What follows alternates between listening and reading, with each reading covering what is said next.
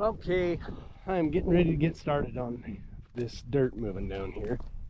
I'm going to take a minute with my laser and just get kind of a basic understanding of the elevation out here.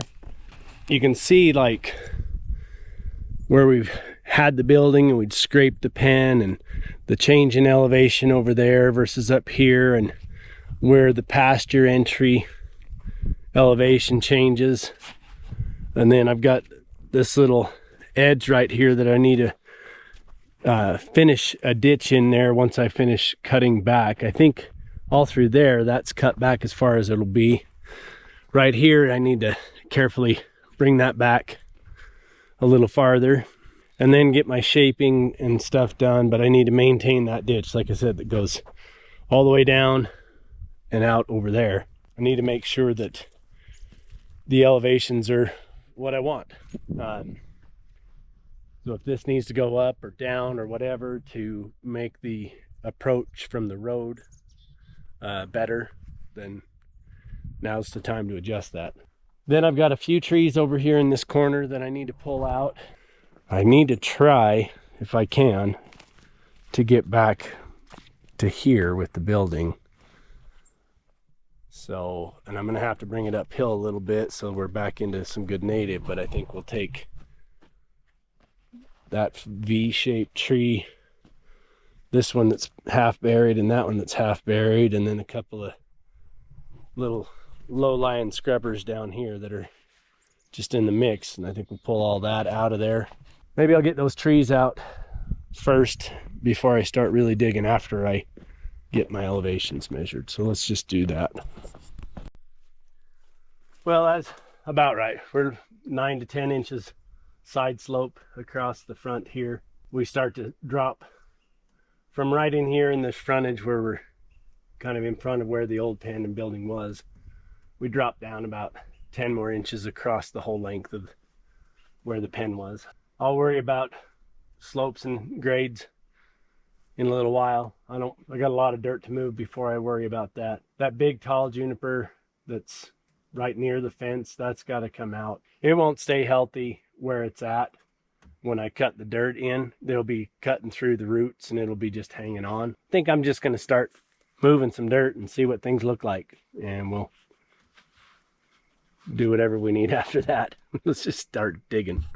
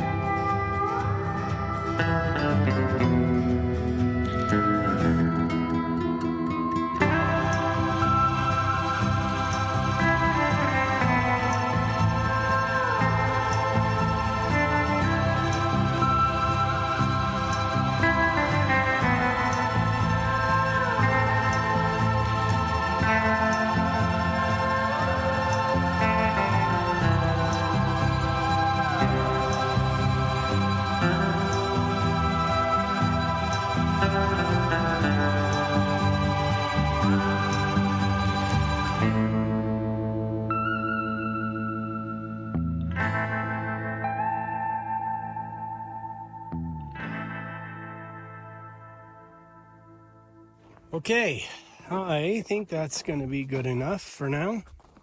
I do like that blade for shaping these slopes. It sure cleans up nicer. So I was able to get this uphill side on the back kicked in quite a ways. 6 or 7 feet uphill from where we were initially. And that's going to give me enough distance here to maintain right through here, a little bit of gap and ditch. The back of the building that we took apart ended clear back here. It was right in line here. So we got all of that extra pushed out and shaped, which is good because I wasn't sure I was going to be able to get more than 5 or 6 feet, maybe 7 feet behind the old building. And I think I've been able to add another 15 or 18 of buildable ground plus the push off, and I think it's gonna work. So I won't mess with it this weekend while the campers are here, and we'll move on to other things. I do plan on getting the footings in, and then I'll bury up to the top of the footings with some good road base, probably about 6 inches a layer or something like that. Something I can get it built up and compacted good and hard. Give it a nice surface inside there. Now some more work begins. Got 2 of these pads prepped, and now I got to get ready digging footings and getting those poured while we can, and that's my goal. If I can get footings up, then I can work on buildings just fine. It doesn't matter the time of year then.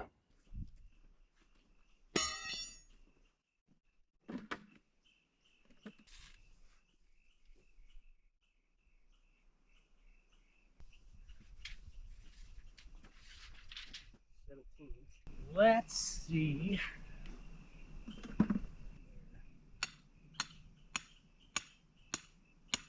Just see what we can get here. I'd like 17 from the hydrant because I plan on stacking hay in the first little bit on this uphill side because that'll be the tall side. And I use 3x4 bales, which are 1,300-pound bales. So if I go 17, that gives me enough room to have 4 bales deep.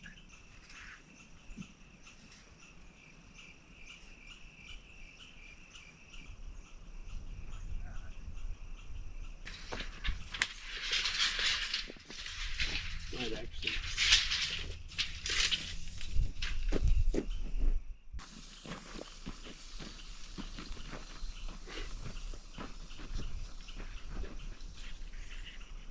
Oh. Matter whether we can get it into there.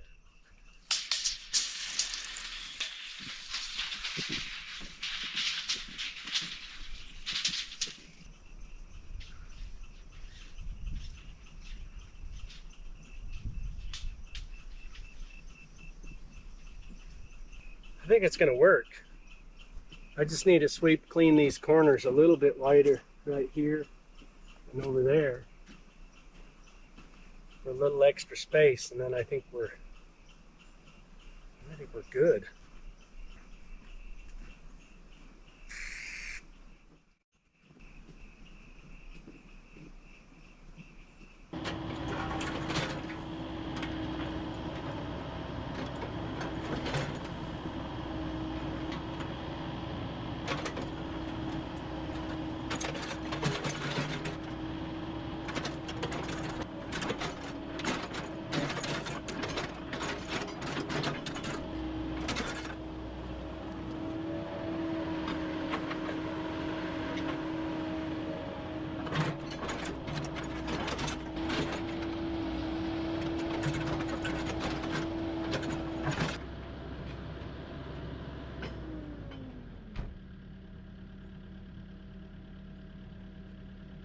Oh, I think that's plenty. Yeah, that works.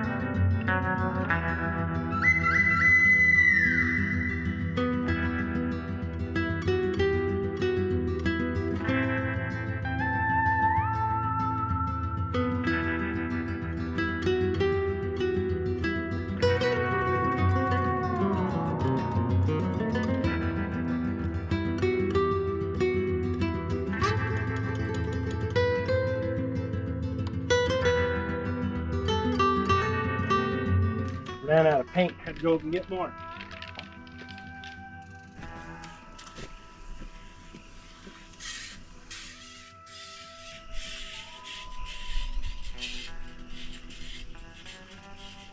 Gonna have to be careful because my water line for this hydrant comes through right here. So that footing is gonna be awful close. I've got a smooth blade on the front of this bucket, so that helps. You still pull through a plastic line in a hurry, but it does help kind of help keep away from it. So we're doing these 16 foot on center, and this is going to be steel structured, so we're going to have, I don't know what they are, 3.5 inch round pipe for the uprights. We've got a 12 inch C-channel beams that'll go across this way in a single pitch. So we'll have a tall side over here, shorter side here, and the long beam going across every 16 feet going that way. And then we'll put steel purlins on the top, weld them on, and put our roofing on top of that. We're undecided yet what we're going to do for the walls, but they're not as critical. We got time to decide on it.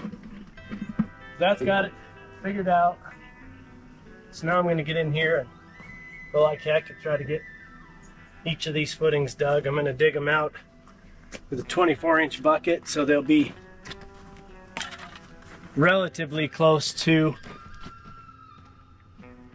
24 inch hole.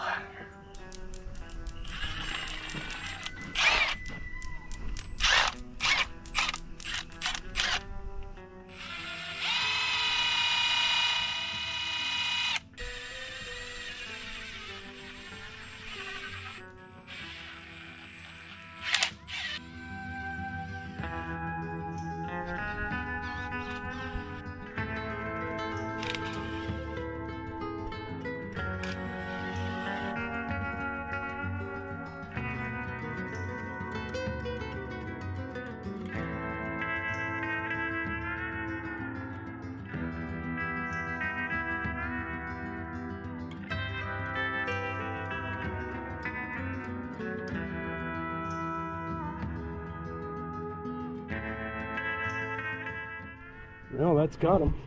We'll pour in a main base and then we'll pour a tube on top of that probably. And these over here are plenty deep because this was the pushed off space, so they're real deep to get down to native. And then these, that stuff's so hard. That was some hard digging. I was thinking if we could get them, we would just pour these as a straight shot, but they're just too big. So, but they had to get down there. So we'll pour a big base in that, and then we'll stand a sonotube on top of that base and bury the sonotube and fill it with concrete. And I think for these, I'm going to go with an 18 inch tube. And we should be in that neighborhood of about a 24 by 36 base footing with the tube on top of that. And that'll give us plenty of width and spread to carry the load of these buildings. It's a big span, and those beams will carry that, but that's just a lot of weight spread across only 12 total footings. So that's why I wanted bigger, fatter footings on these and a bigger tube coming up. And then we'll bolt the pipes in place and bolt them down to those footings. So I got it done good enough. I'm gonna go get some caution tape because we got some campers coming this weekend, and I'm just gonna caution tape off some area here so that I'm not worried about them and they're not worried about it either. So, all right, do that. We're wrapped up for the day.